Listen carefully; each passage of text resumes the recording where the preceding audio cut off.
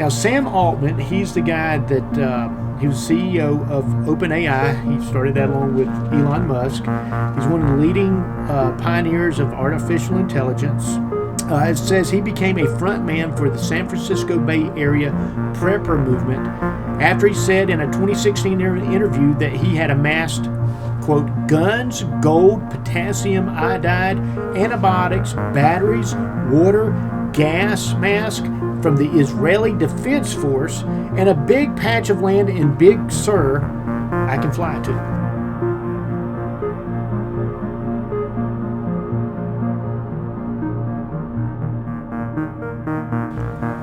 Hello everybody, I want to welcome you to another edition of the Uncensored Pilgrims. I'm Marty McLain, along with the irrepressible Paul Price. Paul Price. And now, Paul, did you know that you're not the original irrepressible one? Tell me who is. Ricky Nelson. Do you know who Ricky Nelson is? I do not, actually. He is the son of Ozzie and Harriet Nelson. They had a show, and he became a musician. Matter of fact, he had a lot of top hits. I'm always learning about these old person topics. Old person topics, all right. Well, he was referred to as the irrepressible Ricky Nelson. Okay. And you have taken the mantle. Okay, of Ricky I'm ready Nelson. to take that mantle. So with the mantle of Ricky Nelson, Paul Price is here with Marty McLain, and we are going to talk about the subject today of prepping. Prepping. Being a prepper. Doomsday prepping in particular, Doomsday prepping. We're not talking about prepping for your next high school social studies test. Or SAT or the SAT. ACT or anything like that. You know, the GRE. A lot of people have gotten into prepping nowadays, and the people who want to go out into the wilderness and live off the land, get off the grid. But you know, I'll say normal, ordinary people have taken some steps for preparedness, Paul. There is a word that has come into our vernacular recently, and I was not aware of it until I started doing a little bit of research. But there is a word, it was actually, according to Collins Dictionary, it was the word of the year for the year 2022. It is the word permacrisis. Permacrisis. Have you ever heard of the word permacrisis? Well, I haven't heard of the word, but now that you say it, it sounds like pretty much my whole life since the year 2008. Well, yeah. But you go back to 2001, you go back to 9/11. Yeah, I know, but it feels to me like 9/11 hit and everything was obviously upended by that. But then it feels to me like...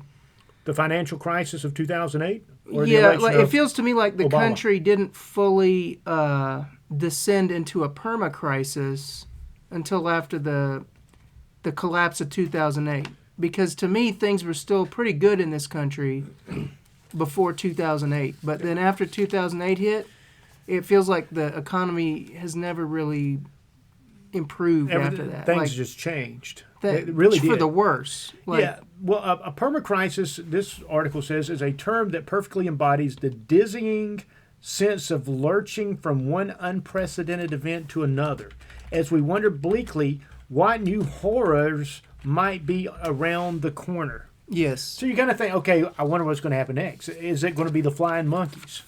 So we are in a time of our history where it just seems like there's one crisis after the next. You got 9/11, you got the financial meltdown in 2008.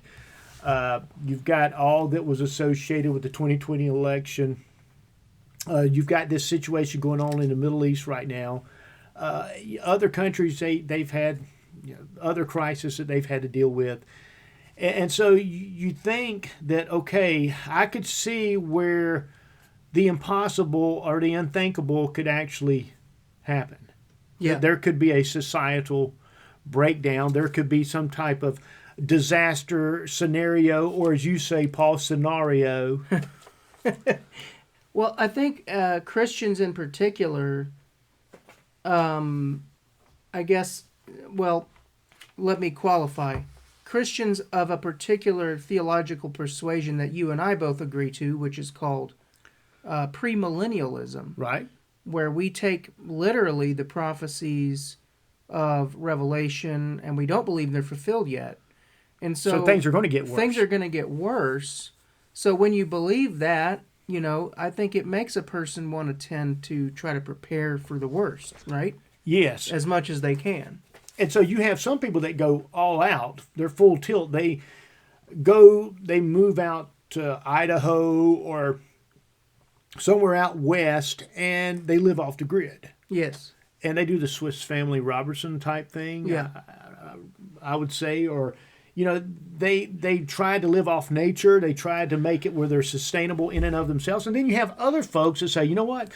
I'll buy a little bit of food that can last for 25 years. Yeah. Or I will buy a water filtration system or have a bucket that filters water just in case if there's a breakdown. I got to have something to drink. I got to have something to drink for my family. And, so people take different steps. There are some people that they have a kind of a checklist that you may want to look into if you are they would call it prepping for beginners. And this is from a website called Be Prepared. I've got more to say about that in just a second about this particular website. But would you like to know about 6 things you need to do? Yeah, I would love to know. Okay. Build a solid personal finance and health foundation. Okay. Get your home ready for 2 weeks of self-reliance. Okay. Be able to leave your home with only a moment's notice. You got to have a bug-out bag. A bug-out bag. Do you have a bug-out bag? I can neither confirm nor deny. You don't want people to know what you have because Yeah, they're going to come to your house and get it, Paul. Yeah, I'm not putting These people on the radio, on the podcast, going to come to your house and get your bug-out bag. Yeah, I'm not confirming or denying anything that I may or may not have at my house. So. Number 4 is prepare for emergencies that happen away from home. Get home bags and everyday carry. So you got to have a bug-out bag to leave the house, and you got to have a get home bag to get back to your home. Makes sense. You keep that one in the car. You have to learn core skills and practice with your gear. And number 6 is share and recruit while continuing to learn and going beyond the basics. So there's some people that say you've got to have a certain level of cash, and you will neither confirm nor deny the existence of cash in your home. Correct. Yes, we neither confirm nor deny. But, they say have about $2,000 for most folks because if there's a breakdown in society, say something happens with the electrical grid. Yeah. Your ATM can't get money. ATM probably isn't going to work. Your credit card. Card readers probably not going to work. You're either going to have to barter or have cold cash. Yeah. So you do want to have some cash in hand just in case. And you want to have some smaller bills because if you're, Paul, I know you're used to handing out Franklins all the time, a bunch of Benjamins. And I have people that do that for me. I don't touch it. You don't touch it. Yeah. You let them do it on your behalf. Yeah. Okay. Yeah. Well, the people that you have that do that for you, Paul, you want to have some smaller bills probably, just in case, This is a just-in-case scenario. Now, I know that I read somewhere where a lot of the governments, they like for you to be prepared to be on your own for 72 hours. Here's what Canada put out. They said emergency preparedness is a shared responsibility. All Canadians are encouraged to be prepared to cope for at least the first 72 hours of an emergency, while emergency workers focus on those in urgent need. So, there is a standard that you need to be able to take care of yourself for 3 days. Yeah. But also, on the other side of that coin, Paul, there are many that would say in 72 hours, if things don't get back to normal, that's when society starts to break down. Yeah. In 3 days. Can you believe that? I do, because I think most people are not prepared. Most people have not, they don't have the ability to be self-sufficient for almost any period of time, but certainly not longer than 3 days. So at the end of 3 days, it makes sense to me that people would start to get so desperate that they would start to just disregard the rule of law altogether. Who's going to enforce it, right? And if they think that their life is in danger, I guarantee they're going to start stealing. They're going to start doing whatever they think they need to do. Right at that point. Yeah. So, we don't want to put any fear out there in anybody, but we know that there are preppers. And when you start understanding who some of the preppers are? There are actually a lot of the wealthy people. Did you know that they are preppers? I've heard, I've heard tell of it, but I don't know much about it. Why don't you One of the fill us guys, in? his name is John Ramey. He is a venture capitalist. He's made tens of millions of dollars. He actually started the website, The Prepared. Now that's a website that the guy has started, and Be prepared, you said? it's prepared. Oh, just prepared. The Prepared. The Prepared. Give me a definite article there, Okay, man. okay. Okay, it says there, The Prepared features reviews of all-terrain Jeeps, ammunition inventories, and fire starter kits, as well as beginner's guides to packing your own bug-out bag. There you go. There you go. A portable kit that holds everything one would need to stay alive for 72 hours, if not longer. Okay. Now, Sam Altman, he's the guy that he was CEO of OpenAI. He started that along with Elon Musk. He's one of the leading pioneers of artificial intelligence. It says he became a front man for the San Francisco Bay Area prepper movement after he said in a 2016 interview that he had amassed, quote, guns, gold, potassium iodide, antibiotics, batteries, water, gas mask from the Israeli Defense Force, and a big patch of land in Big Sur I can fly to. So he Where's has... Big Sur? That's somewhere south of Los Angeles, isn't it? Not sure. Or somewhere on the West Coast, I think. I'd have to look that one up. Why don't you look that up for us, Paul? Yeah. He said it was like a fun hobby, but none of this is going to help if artificial intelligence goes wrong. Now, this is a guy that's developing artificial intelligence. He's afraid of artificial intelligence. Now, I find that very interesting. There's another guy, Steve Huffman, who's the co-founder of Reddit. He revealed in 2017 that, quote, buying a house in New Zealand is code within the tech community for having apocalypse insurance. Okay. All right. There's another compound near a place called Jena, Germany. It's called Vivos Europa 1, where private shelters cost up to $2.2 million a pop. By the way, Big Sur is just like a rugged area of the coastline of California, out in the wilderness in California. Okay. Looks like it's between San Francisco and Los Angeles. So, Okay. But there you go, California. All right. There's also a Apocalypse Manufacturing. It's a Florida-based firm that specializes in futuristic vehicles. It unveiled a $160,000 4x4 super truck. And this is the type of truck that obviously, if things go south, it's the type of truck you want to be in. It sits on a 40-inch tires, 22-inch rims. It says the Doomsday vehicle comes in at 6.9 feet tall, 8.1 feet wide, and 20 feet long. Its front suspension allows for a whopping 15,000 pounds of raw towing capacity. It says the vehicle's design supposedly makes it impenetrable to external forces. Thanks to a steel front grumper, it's a grill bumper combo. Grumper. They call it a grumper. Never heard that and before. slate-piled rear steel bumper. So it says that there's a $3 billion emergency food industry. Okay. And only thing that truck's not going to be good on is gas mileage. I was about to say, well, gas mileage would be terrible for a home like that.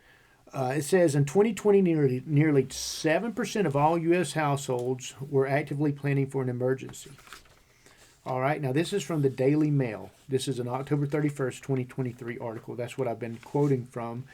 In the Black Hills area of South Dakota, there's the self-proclaimed largest survival community on Earth. It has 575 hardened concrete bunkers. It covers 18 square miles of grassland strategically and centrally located in one of the safest areas of North America. Safe in that it is 100 plus miles away from the nearest known military target. So they're concerned about like nuclear war, basically. Yes. So you have all these people, even, like I say, even Sam Altman, the guy who's developed artificial intelligence, who they are preppers, high-end preppers, preppers who can go to locations where... You have to have a lot of money to do the kind of prepping that those guys are doing. Yes. Definitely. The average family, we're not going to be able to get on a plane and go to Big Sur. Yeah, or New Zealand. Or New Zealand.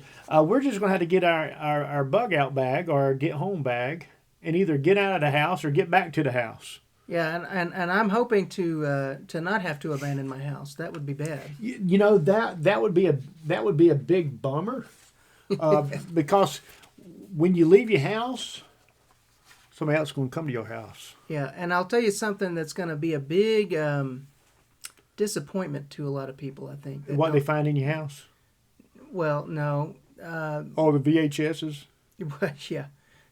No, what I'm saying is maybe a lot of people don't realize this, but your homeowner's insurance is not going to cover you for a dime if a war breaks out or a civil disturbance breaks out and some roving band of rebels or even a military force, an actual army. If anything like that happens and your house gets destroyed, you are not covered. If in wartime your house is not covered by insurance. No. War, it's an exclusion in homeowners policies. It's called war and civil unrest. Okay. Not covered. Well, so that kind of changes things. So if you think, oh, well, I'll abandon my house and just, if somebody burns it down, I'll put in a claim on my insurance. Well, not so fast. If what happens to your house is deemed to be a result of war or civil unrest, you're not covered. Yeah. So there's a little bit of a reality pill for you there. Yes, that would be a reality pill. That would be. But you got to think if there's a breakdown in society and people, it's almost one of these things. Being a prepper, are you going to be glad if you ever use that stuff? Do you think some people are thinking, man, I hope I have to use this prepping stuff one day? Or do you think everybody's like, I hope I don't ever have to use it? I don't think many of them would admit to that, but maybe deep down some of them do feel like that. I don't know. Yeah. If they get that, that invested in it. Yeah. They kind of want to be vindicated, right? Yeah, I think sometimes with stuff like that, I think once you start, you want to get more stuff. It's like me and CRT televisions, right? You keep getting them. I got one CRT television, and then it was just from there. I just had to keep getting more TVs. You're addicted. Yeah. He is. He's addicted to Although TV. it's hard. They're hard. And to I'm not talking about watching. I'm talking about buying them. Yeah. From a secondhand store. They're getting hard to come by these days, though. Okay. So that makes it easy for me to not indulge in that. Yeah. They're just not around. Yeah. So you got these people who are preppers. I'll share something with you from the Prepared website. You may want to try this. I mean, you have an exotic streak to you. Yeah. I mean, I come over sometimes and he's got all kinds of Korean tea. Yeah, and he wants me to try stuff sometimes. It's like, okay, that's okay. Yeah, that's really good, and Paul. Russian kvass. And then I feel like I got to go back home after I... But here's something from Prepping Basics. Is how to make pemmican. Pemmican, yeah. I've heard of that. Have you had a pemmican? Never had it. But you've heard of it. Oh, yeah, I heard How'd you hear of that? I watch all the You got some Native American friends? No, I watch all of the YouTube shows about old-fashioned cooking, like from the 1700s. Really? Yeah. There's a guy called Max Miller on YouTube who does a YouTube show called Tasting History. You watch my that? family and I love that show. Really? Yeah, and then another show we watch is Townsend's. When he does a lot of that same thing, he shows how people ate in the 1700s. Well, I think one day I'm going to come over here and you're going to have some pemmican. But pemmican is a dried meat concoction. Yeah, here's what it is. It gives you the basics of how to make pemmican. It's like an energy bar. It's a traditional Native American food that was used as a nutritious and long-lasting food source. Yeah. It's made from lean meat, fat, and dried fruit. Pemmican can last for 5 years or more without having to be refrigerated and is calorie and nutrient dense. It's an excellent food for a long hike. Yeah. Or in the case of an emergency. Yeah. So what you got to do, you got to put some pemmican in your bug out bag. The Or thing, you probably eat all your pemmican. You wouldn't even have any left to take. I think the problem with doomsday prepping is that there are so many doomsday scenarios. Scenarios. Okay. How are you going to know that the scenarios that you are prepping for are going to be the actual ones that you get faced with? But that's what makes pemmican so special. Because it can handle any situation. You can just put it in your pocket. I got a pocket full of pemmican, and I'm ready for any disaster. I mean, as a Christian, I think more about... Because I'm not terribly concerned about nuclear war, to be honest with you. Because, I mean, yeah, it could happen. But I think if it happens... there's very little you're going to be able to do to survive if you're within anywhere near the blast area. Yeah. And then if you're not, I guess some of those guys that have done heavy prepping might be doing well for themselves at that point. But, to me, Bible prophecy talks more about there being a one world government that is going to take away our rights as Christians and try to force us into a government system. And, doomsday bunkers don't fit that. They're not going to help you with that. Yeah. They're not going to help you with that. Yeah, you got to, as always, Paul. You got a point. You just crush people's. I mean, but I'm not. Here, I'm not turning anybody away from it because to me, it's hard to say that there's such a thing as being too prepared. Yeah. So I'm not against it, but some people now are actually buying like long-term medicine, like your penicillins and your antibiotics and all that kind of stuff. You can actually trying to hoard medicine. Well, just in case if you can't find it, because I think most of our medicine's made in China now anyway, isn't it? I have no idea. I don't think I want to know. Okay. That might be depressing to even know. Yeah, you probably don't want to know, Paul. Well, I want to ask you something else here, Paul, because I remember you mentioning this. There was an emergency alert system that went off early October, and we had it on the same day that, of all people, the Russians had it. That was very peculiar. Now, what do you think is going on when we have an emergency?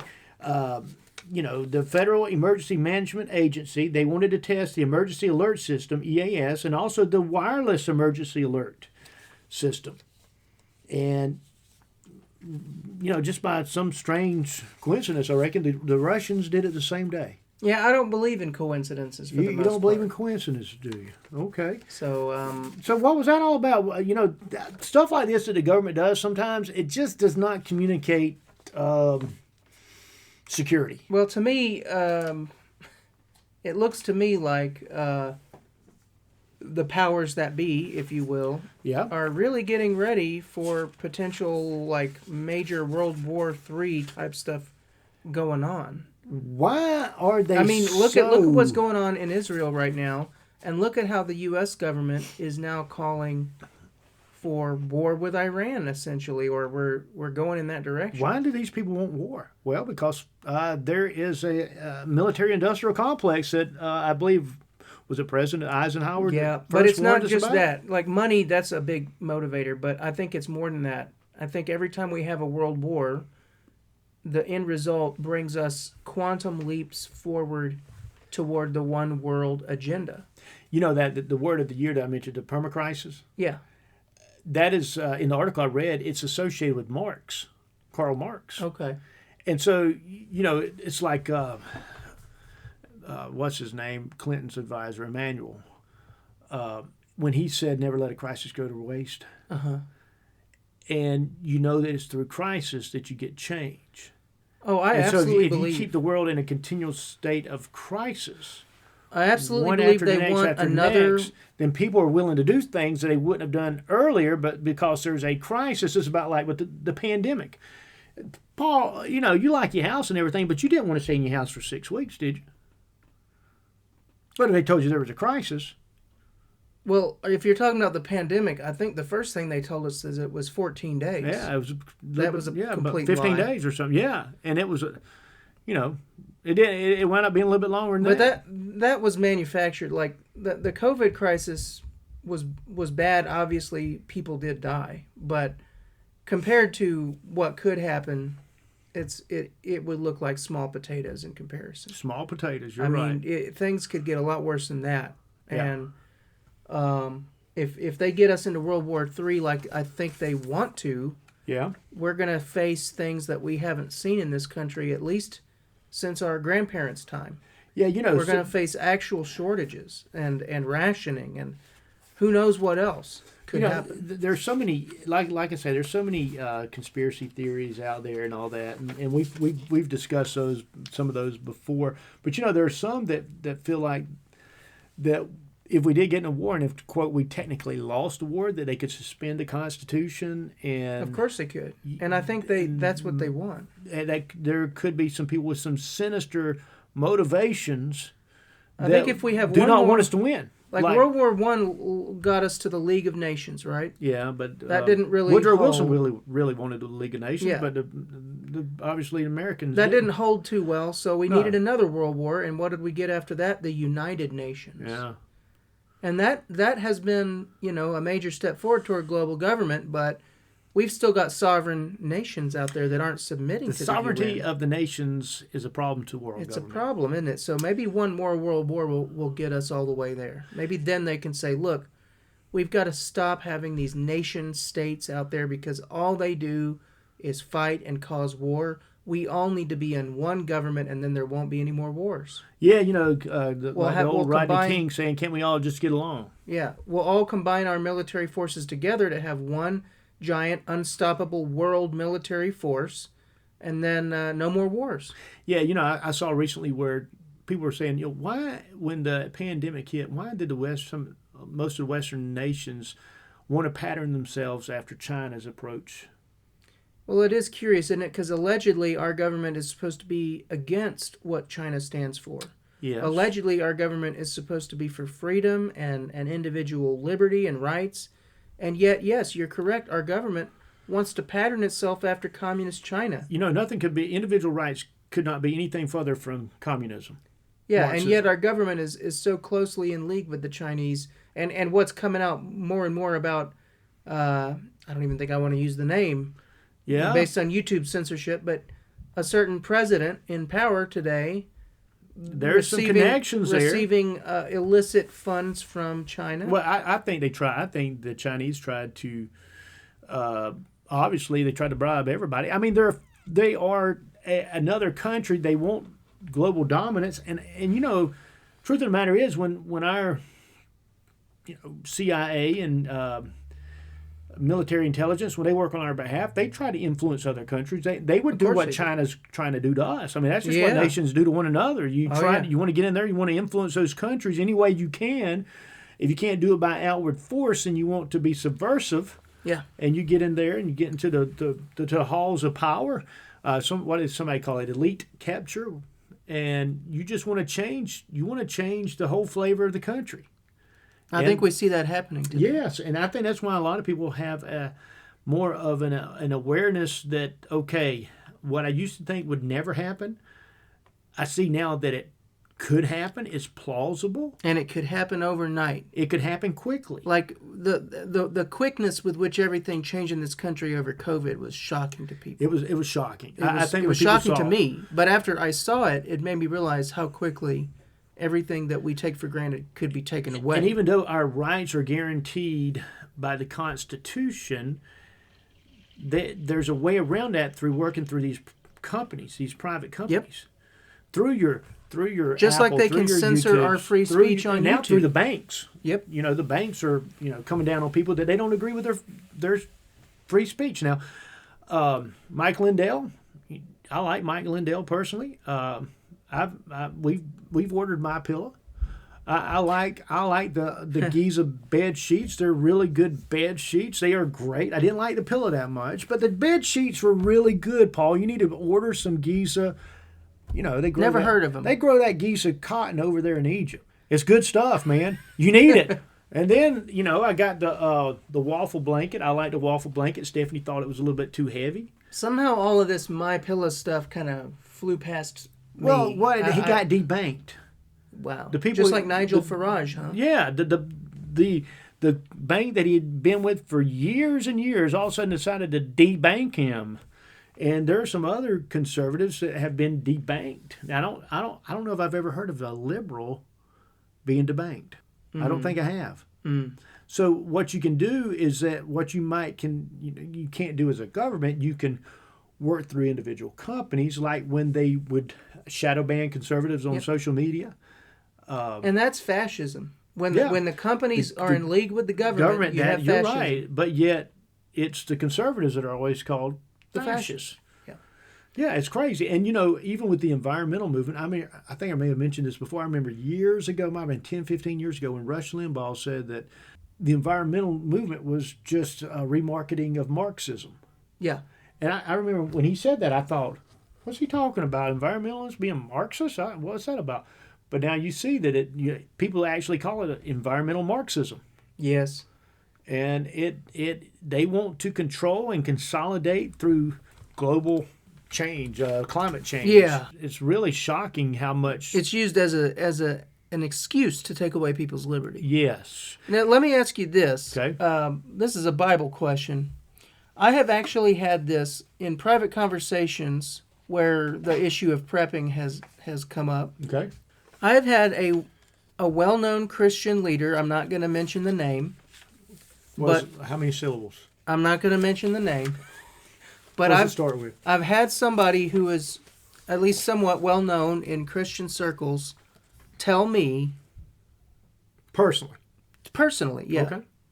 that prepping for Christians is stupid. It's a waste of time because, according to this person, all the people around you who don't prep are going to come up to you and beg for all your stuff.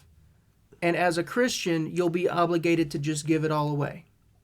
And so, therefore, it's a waste of time to bother doing it as a Christian. See, my thing would be... What do you think about that? I want to take care of my family first. I have an obligation. If you don't provide for your own, you're worse than an infidel. Well, I actually have that scripture pulled up because I was going to use that in this situation. Yeah, I would. It says in 1 Timothy 5:8, it says, "But if anyone does not provide for his relatives, and especially for members of his household, he has denied the faith and is worse than an unbeliever." Yeah.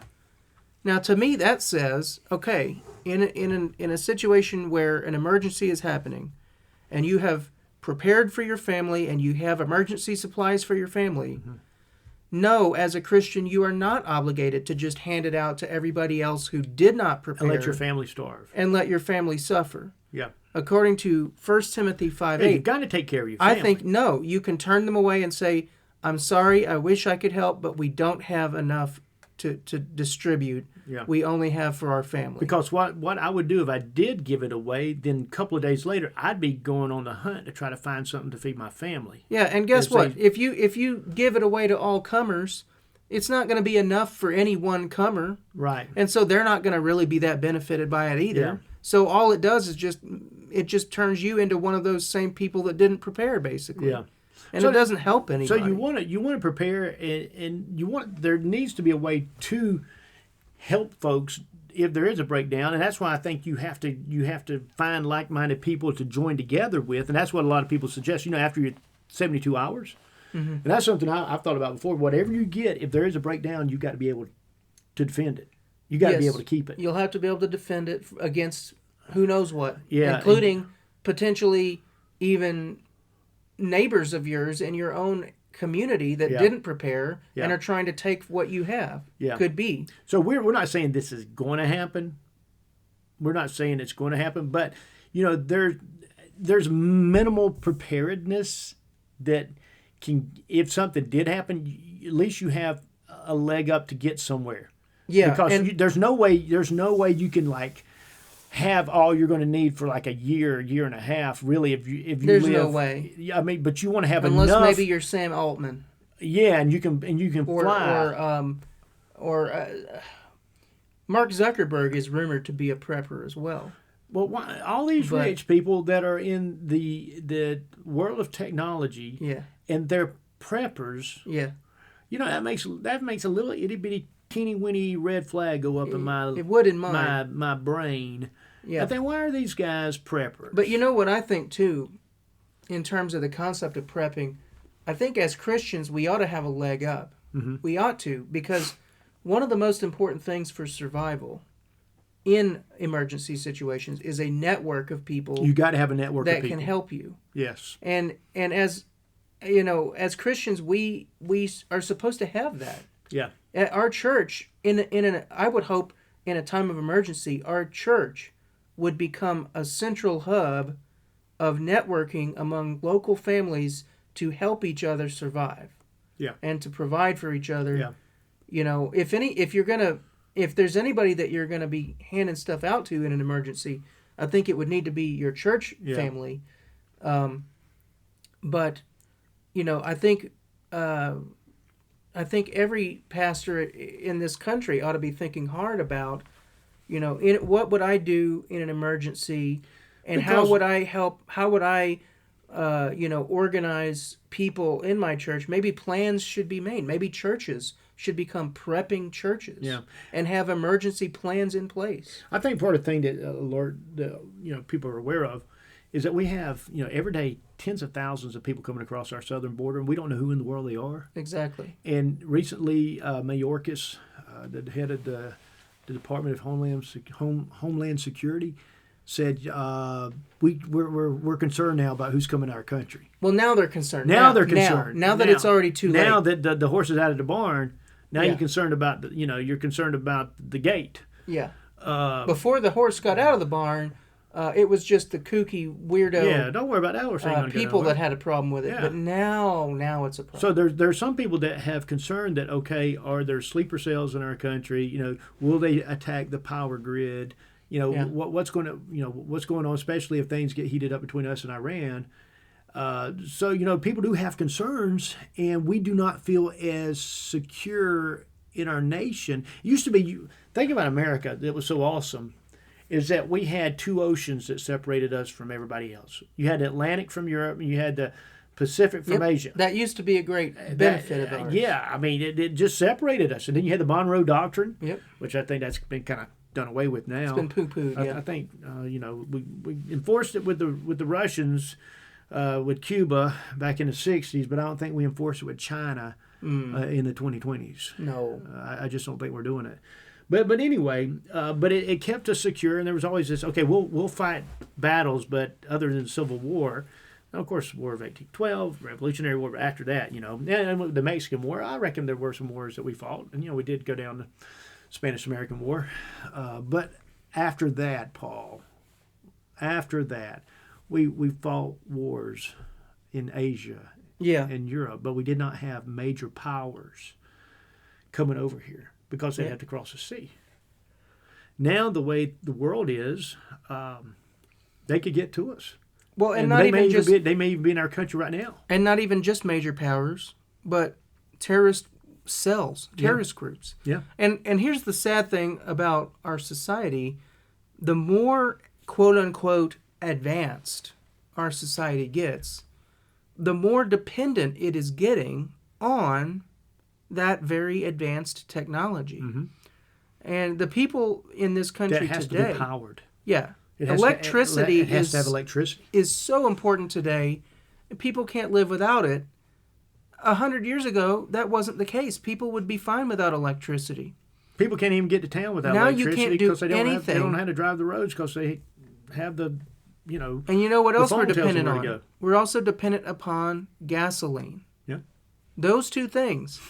We can't conduct the normal business of our lives without a steady supply of electricity in the power lines and gasoline at the pump. Mm-hmm. We lose either one of those two things, or even worse, both, and we're helpless. Life changes. And all of that stuff can be disrupted relatively I'm going to come over easily. here and farm your backyard. You got a big backyard. My backyard is the rockiest yard I have ever seen. We just won't do carrots or potatoes, man. Yeah, I think you're going to have a bad experience trying to farm in my yard. Okay, forget that. I'm sorry to say. Sorry, Paul. Let's look somewhere else. Okay, we'll go farm somebody else's yard. Okay, hey, did you know even the progressives? This is from the Progressive magazine. Why progressives should become preppers. Okay. Even the liberals are saying, maybe we should all be preppers. Maybe we should. Here's what this guy says. But as a progressive, democratic, socialist-leaning anarchism curious person, I looked around. Anarchism curious. Yes. Whoa. I looked around and mostly saw the traditional narratives around prepping that Mark O'Connell in the Notes from an Apocalypse describe as, quote, a subculture made up, as far as I could see, pretty well exclusively of white American men who were convinced that the entire world was on the verge of a vast systemic rupture and were obsessively invested in making sufficient preparations for such scenarios. That's wow, right, Paul. Scenarios. Yes, and so this person's like, okay, we realize that progressives, liberals are not preppers, but the ones, the technology guys, progressives, they're preppers. Yeah. But this is just the rank and file of the progressives. So anyway, what they also emphasize is, quote, I can't emphasize enough the idea of networks and a bottom-up resilience that's based in the community as opposed to a movement based in household behavior. By household behavior, he means food storage and skill building often associated with prepping. And by building a network, he means getting to know your neighbors, cultivating and creating a community, and knowing who might need what in a disaster. So that's pretty decent advice. I mean, you can just do so much with your own household, but you do need to have a network if a disaster happens. Yeah, and I think that's what I was really trying to get at when I was talking about the churches. Yes. The churches can provide that for us. It's a natural network. Unfortunately, we don't all live next to each other, so that would be a little bit tougher. But spread out across West Georgia. Yeah, so that, but that's still better than nothing, right? I mean, yeah. So here's what I would say. If the takeaway from this podcast, at least make some type of minimal preparedness for 72 hours. Yeah. Have a little bit of cash. Not that I have cash at the house. Not that Paul has cash at the house. Have a little bit of cash. You would want to have water or a way of purifying water. Just, worst case scenario, Paul. And, a little bit of food. And have your bug out bag just in case. Non-perishable food. Non-perishable food. You can make some what was the name of that stuff again? Pemmican. Pemmican. You can have some pemmican, or you can come over, Paul. Paul, I could see you right now within the next week making a big batch of pemmican. The thing that keeps me from so it's actually a possibility. I mean, you could do it, but the problem is you got to have meat, and you got to cut that meat up into tiny, tiny little pieces and dry it. And do you trust yourself to make it? I would have no problem trusting myself to make it. I just don't want to make it. You're concerned about the Manellas. No. Not Liza, but Sal. No, I'm not. I'm not concerned about that. I wouldn't have a problem with that. I don't want to do it. It's a huge amount of work. Okay. It's a big. To me, it looks like a cheese ball. You know what you could do? You could make it and call it a cheese ball. Yeah. And you could serve it at a party. In case you don't ever need it. In case, it's like you made it and it's like 4.5 years old. It has a shelf life of 5 years. And you need to go ahead and eat it. You could serve it at a I think function. a better thing to call it might be jerky trail mix. Jerky trail mix. Okay. I like that, Paul. Yeah. But we just want to encourage everybody, at least take a little bit of prep just in case. And if you never have to use it, that's wonderful. Yeah. That's wonderful. And, you just want to have some networks that's kind of built in. A worst case scenario, Paul. I just have to keep saying scenario. I don't know where you got in your head Paul, that you're I say highbrow. You're highbrow, man. You're highbrow. You're like cultured. You're like cheese. Okay. Anyway, I'm aged like cheese. You're aged cheddar. Yeah. Yeah. My wife likes to remind me that, my forehead just keeps going up and up. So. You're just growing. Somebody commented on that debate. This was my favorite comment, and I think it was somebody on the other guy's channel. Somebody commented about me. He doesn't have a forehead. He's got a 5 head. That's dirty, man. That's dirty. That's just not. That's not right, Paul. A 5 head. I like that. Don't you? Bit, it's getting bigger. You just grow. I think it's your brain is growing, and it's making your head get oblong, and they're going to think you're one of those. The cone head. The cone heads. Yeah, I don't know. The birth pangs. Yeah, I mean the brain growth is definitely like we can say that's a factor. You think it is? Yeah. A lot of gray matter happening there. Yeah. That's cerebral cortex, man. There's also some gray matter happening on the outside. That's what happened. Your gray matter's coming out in your hair. Yeah. I mean, you got so much gray matter in your brain, it's just coming out and making your hair turn gray.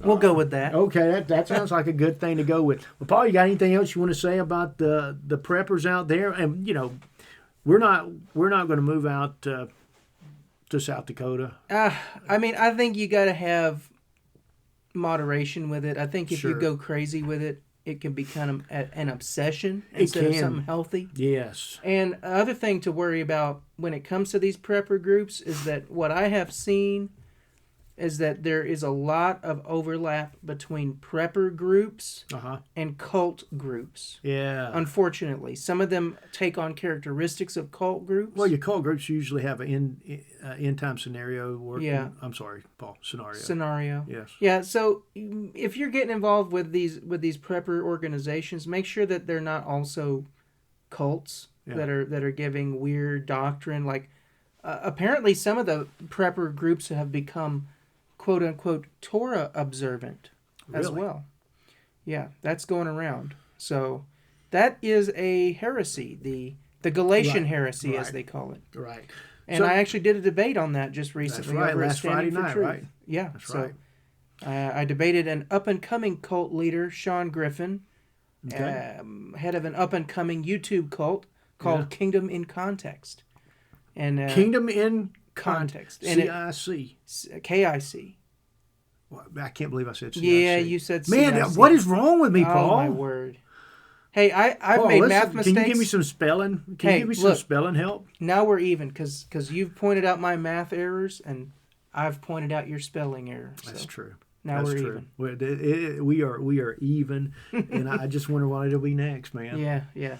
But anyway, all I would say there is, yes, prepping is good in moderation, unless you're a billionaire and then spend all you want. I don't care. But for them, it would be in moderation because. Yeah, I guess. It's just a for little them, bit for them. Their moderation is our extreme, right? Yes. But then do be mindful of doctrine and weird doctrines and cult leaders that tend to gravitate to that if you do put a little something aside, don't get weird about it. Yeah. I mean, just say, hey, we'll have a little bit of this 25-year-old food. Worst case, scenario, we'll eat it in 25 years and have a party, or we'll make the pemmican. And worst case scenario, 4.5 years, we'll have it at Christmas. Yeah. And you can also take the top of your wedding cake out of the freezer and eat it with your pemmican. Yeah, I bought a few MREs. I'm not afraid to admit. Okay. Back in 2013. Ooh, they're still good, aren't they? I don't think anybody's going to go crazy trying to break into my house over some. You bought them that MREs. long ago? I did, because you know what? I got sucked in by the weirdo Jonathan Kahn. Don't call him weird now. Come on, he got some good stuff, man. He's a weirdo. Come on.